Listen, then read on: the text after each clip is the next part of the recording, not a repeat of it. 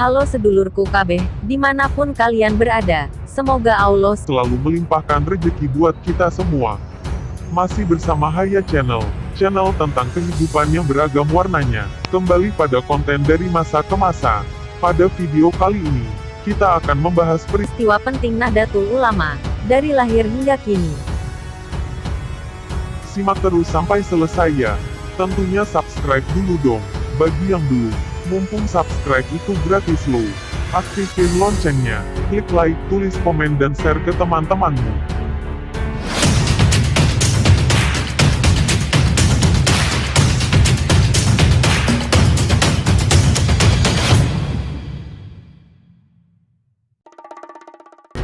Lalu, pada tahun 2010, NU kembali menggelar hajatan muktamarnya.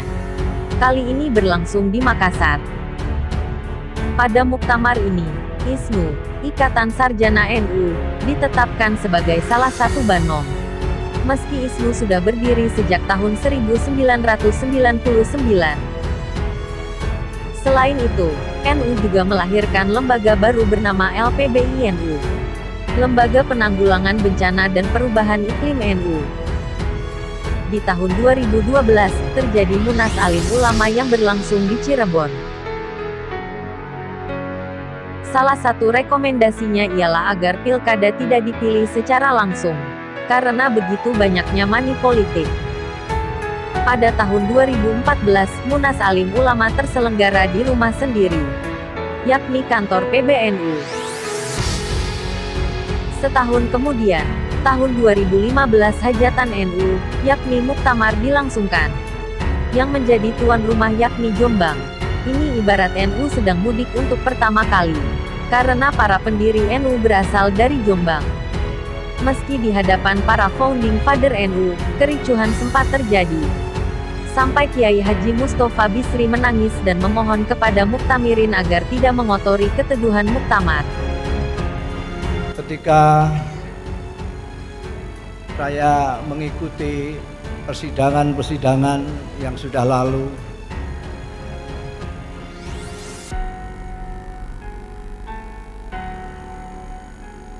saya menangis karena Nahdlatul Ulama yang selama ini dicitrakan sebagai organisasi keagamaan panutan penuh dengan akhlakul karimah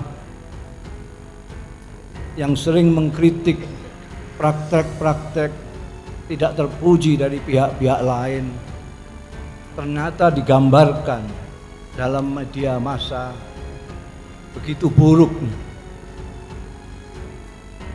Saya malu kepada Allah Ta'ala, malu kepada Hadratus Syekh Haji Hasyim Asy'ari, malu kepada Kiai Abdul Wahab Hasbullah,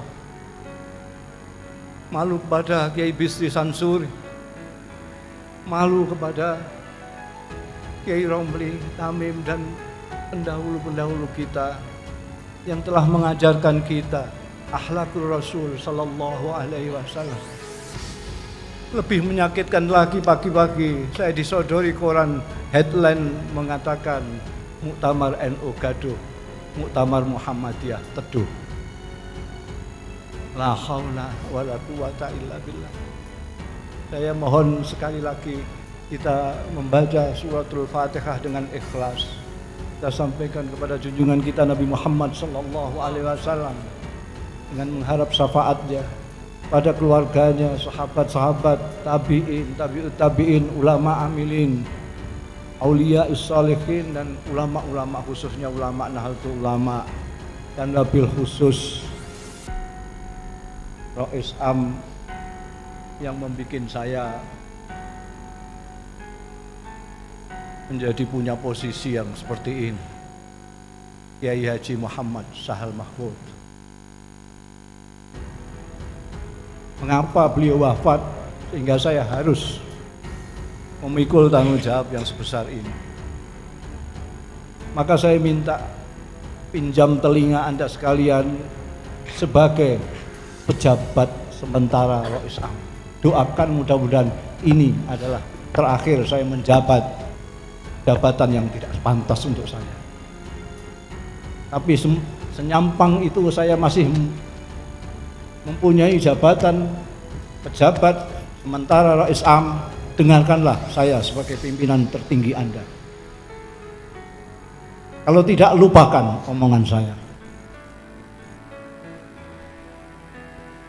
Saya mohon dengan hormat, kalau perlu saya akan menciumi kaki-kaki sampean semua. Saya akan mencium kaki-kaki Anda semua, agar Anda memperlihatkan akhlak Jam'iyah Nahdlatul Ulama, akhlaknya Kiai Hasyim Asy'ari. Saya memanggil kiai-kiai sepuh, Rois Suriah wilayah, kami panggil. Saya mendengarkan apa yang mereka sampaikan. Rata-rata mereka prihatin semua. Rata-rata prihatin semua. Prihatin yang sangat mendalam. Tanah ini terbujur. Rois Akbar kita Kiai Haji Muhammad Hasyim Asy'ari terbujur. Rois Am kita Kiai Abdul Wahab Hasbullah Mbah Kisi Samsuri. Di sini Nahdlatul Ulama didirikan. Apakah kita mau meruntuhkan di sini juga? Na'udzubillah min dzalik. Na'udzubillah summa na'udzubillah. Saya mohon dengan kerendahan hati Anda melepaskan semuanya dan memikirkan Allah Subhanahu wa taala dan amanat dari pendahulu kita, Jam'iyah Nahdlatul Ulama, yang diharapkan bukan hanya menjadi teladan di Indonesia tetapi di dunia. Dan ini yang bisa saya lakukan sebagai penanggung jawab muktamar ini. Kalau ini Anda tidak sepakati juga, karena Anda memandang saya hanya Mustafa Bisri, saya akan terima dengan baik, dengan kerendahan hati. Tapi tolong, saya mendapat amanat dari Allah karena saya mendapat kecelakaan menjadi wakilnya Kiai Sahal, sehingga ketika Sahal diambil oleh Allah, saya harus menjabatnya sebagai Rois Am sementara. Doakan mudah-mudahan saya hanya sekian saja untuk menjadi Rois Am.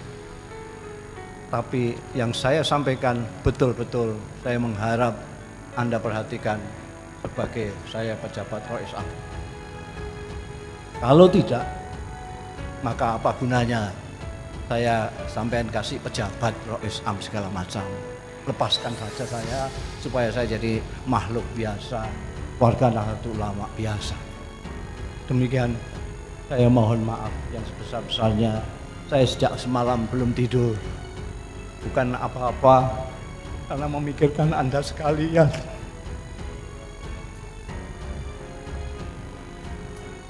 Tolong maafkan saya. Dan sekali lagi, ini perlu sekali yang saya sampaikan. Sebagai penanggung jawab muktamar, saya mohon maaf kepada semua muktamirin, terutama yang dari jauh, terutama yang tua-tua, yang karena teknis daripada panitia mengecewakan Anda sekalian. Saya dengan kerendahan hati mohon maaf, mohon keikhlasan Anda sekalian.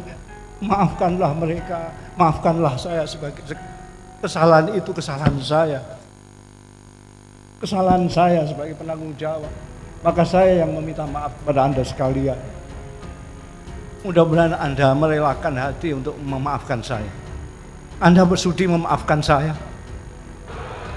Maafkanlah, lupakanlah itu, ingatlah bahwa Nahdlatul Ulama lebih besar dari persoalan-persoalan tetek bengek itu. Nahdlatul Ulama lebih besar dari segala-galanya. Karena Nahdlatul Ulama bukan hanya diharapkan oleh Indonesia, oleh Nusantara, tetapi diharapkan oleh dunia saat ini. Itu apabila Anda percaya dengan saya. Demikian, Allahu yuwaffiquna ila ma fi khairul Islam wal muslimin wa khairu Nahdlatul Ulama wan nahdiyin wa khairu Indonesia wan nahdiyin wa astaghfirullahal azim li wa lakum wal afu minkum. Wassalamu alaikum warahmatullahi wabarakatuh. Di tahun yang sama, Tepatnya Oktober tahun 2015, Presiden Joko Widodo menekan Kepres Hari Santri yang diperingati pada tanggal 22 Oktober. Hal itu menjadi hadiah bagi NU. Di tahun 2017, Lombok menjadi tuan rumah Munas Alim Ulama. Di tahun 2018, Koin NU diluncurkan sebagai program amal NU. Di tahun 2019, Munas Alim Ulama dilangsungkan di Banjar. Di tahun yang sama, tepatnya tanggal 20 Oktober, Kiai Haji Ma'ruf Amin, Rais AM PBNU terpilih tahun 2015 menjadi Wakil Presiden Republik Indonesia.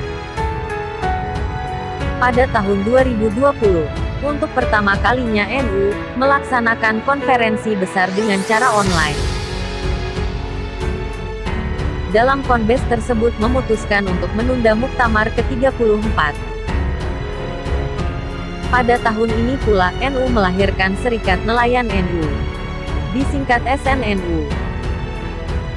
Di tahun ini, NU juga sudah melakukan Munas Alim Ulama lagi, lantaran kondisi pandemi belum berakhir, sementara amanat jabatan sudah selesai masanya. Sehingga dalam Munas tersebut memutuskan untuk melaksanakan Muktamar NU di bulan Desember. Begitulah dari masa ke masa sejarah penting NU. Kalau ada tambahan pengetahuan, alasan dan lainnya mohon tulis di kolom komentar. Kalau ada kesalahan, mohon maaf yang seluasnya. Jangan lupa subscribe Haya Channel. Sebab subscribe kalian menambah semangat kami untuk berkarya. Aktifkan loncengnya juga, hit like dan share ke teman-temanmu. Sampai bertemu Haya Channel di konten dari masa ke masa berikutnya. See you.